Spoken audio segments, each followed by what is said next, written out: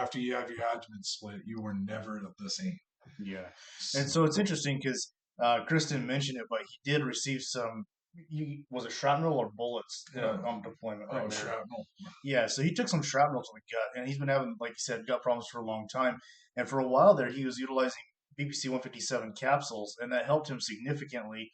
But the doctor said it's possible that this abscess was in there for maybe a couple of years, and they hadn't found it. Well, it's pretty interesting because now that he's actually got the infection cleared, he had a really hard time retaining weight prior to finding out about this abscess, and he was eating a ton of food. I Yeah. don't know how it was humanly possible to eat that much, honestly, and he could not gain weight.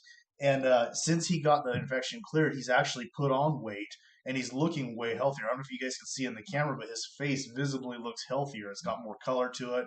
He just has a healthier look. So you guys really need to be careful when you're living your life, especially if you're in the fitness context of things. Like you said, it's your body will mask things that people figure, like somebody will feel off a little bit a lot sooner if they're not super fit.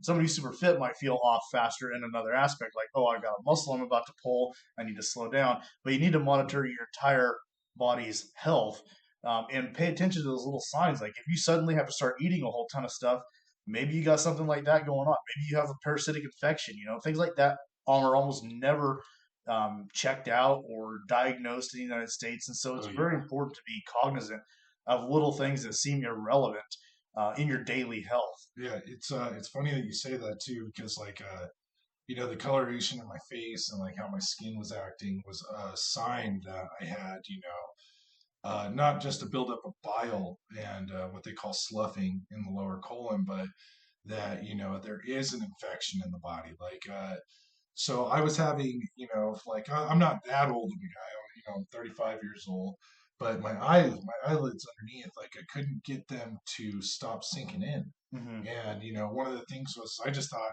hey, I'm getting older, time's going on, age is getting up there. But what's funny is that within a 14-day period of me recovering from this, I had my skin clearing up. I wasn't having as many issues with like, how my weight was fluctuating. It was really interesting, and it's also kind of opened my eyes to a lot of things I do need to pay attention to in the future because like I was eating at one point. I was doing 6,000 calories a day, and I mean my weight would jump maybe a half a pound every couple of weeks, which is Yeah. not normal.